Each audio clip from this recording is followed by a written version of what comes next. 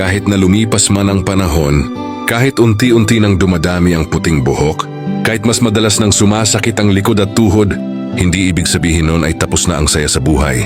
Sa totoo lang, habang tayo ay tumatanda, mas nagiging malinaw kung ano talaga ang mahalaga. Hindi na enggrande ang hinahanap, hindi na rin luho o yabang.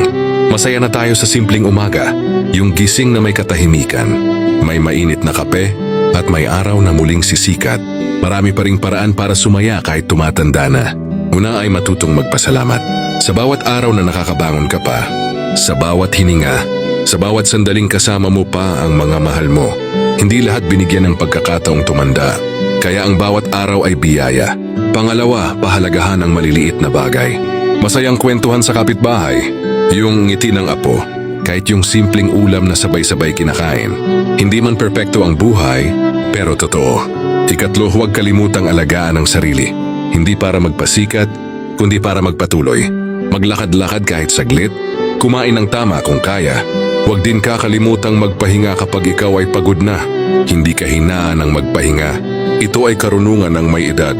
Ika-4, bitawan ang mga hindi na kailangang dalhin.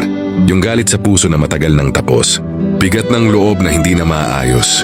At mga pagsisising hindi na mababago. Habang tumatanda tayo, mas mahalagang gumaan ang puso kaysa gumaan ang bulsa. Ika-5, matutong ngumiti sa mga alaala. Hindi lahat ng alaala ay masaya, pero lahat ng ito ay patunay na nabuhay ka. Yung mga panahong wala ka pang pera pero mas marami kang lakas. Yung mga panahong sama-sama pa ang pamilya sa isang hapag. Yung mga panahong simple lang pero buo ang puso.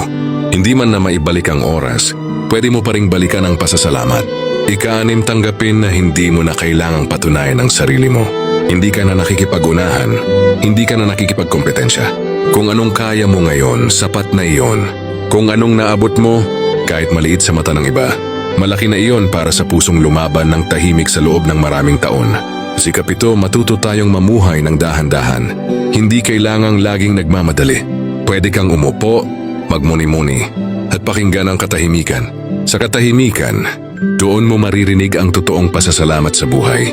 At higit sa lahat, patuloy na magmahal sa pamilya, sa kaibigan, sa sarili, at sa buhay mismo. Dahil kahit tumatanda na tayo, ang saya ay hindi nawawala. Nagbabago lang ang anyo nito. At minsan, ang pinakatahimik na buhay ang siyang pinakamasaya.